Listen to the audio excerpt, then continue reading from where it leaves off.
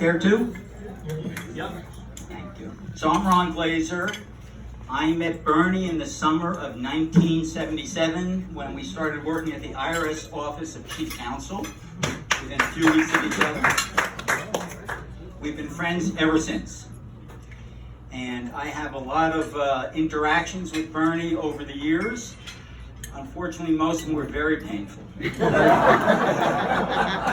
I buried most of them very deep inside me. So when Emily and Melissa asked me to speak, God, I had to pull those memories up and write a couple down.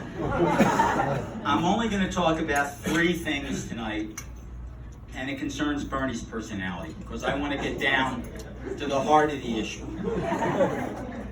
So the first thing is, Bernie has a little odd way of looking at the world. And I'm sure any of you know that. And I'm just going to give you one small example.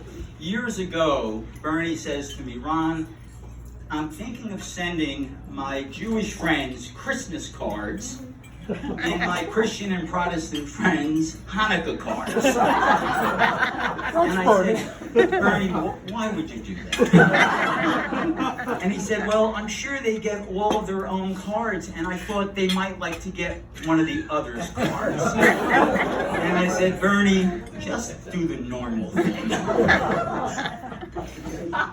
So, that just is a little short anecdote about Bernie's odd way of looking at the world.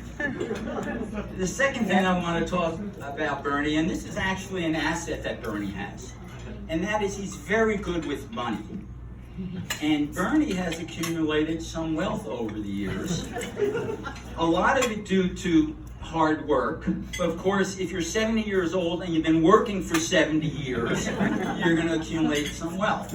But actually, I know Bernie, and he's quite frugal, or thrifty as we might say. And let me give you one example.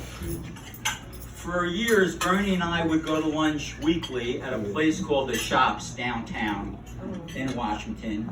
And The Shops had an eatery, and Bernie and I each year would buy something called the entertainment book. And for about $25, you got a 2 or 3 inch book. And it had coupons in that book. And those coupons were good in the eatery for a couple of restaurants. And one of the restaurants was Boardwalk Fries, buy one, get one free. And the other restaurant was a Subway shop. So Bernie and I each had a bunch of coupons. And it was no problem when it came to Boardwalk Fries. It was buy one, you get one free, and that was fine. There was an issue with the Subway shop, and this is why. There were 2 coupons in the book. One was for meatball sandwiches, get one, buy one, right? The other was for cheesesteak sandwiches. And Bernie and I really liked the cheesesteak sandwiches. So we always went through those coupons first.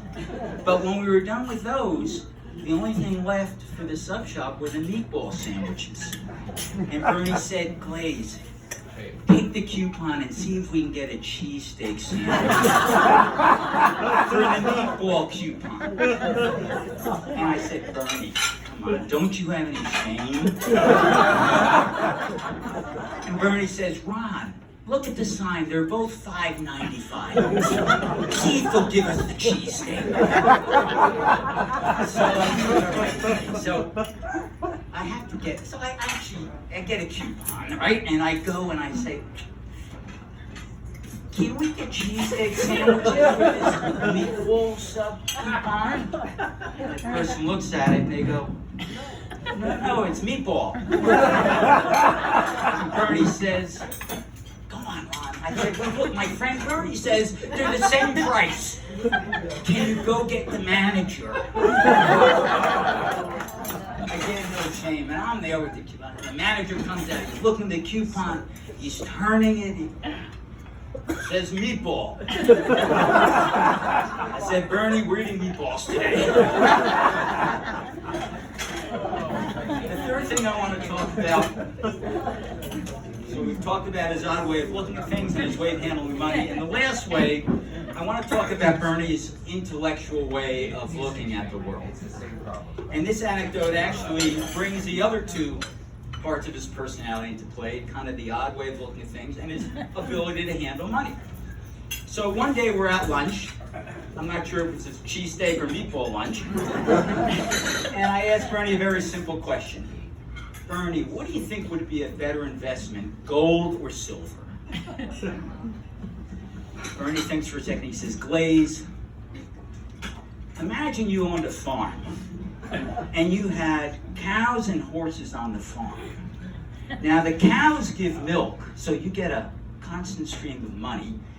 And when they get too old, well, you send them to the butcher and you get steaks out of it. Now the horses, well, they don't give milk. And in terms of steaks, well, they only eat horse meat in China. But let's say out of the horses, you've got one that's a pretty good runner. And you decide to get a trainer to train the horse, and after a while, you enter this horse into Santa Anita Classic Race. Now, Ron, what are the chances that this horse might win, show, or place? I said, Bernie, what the fuck, gold or silver?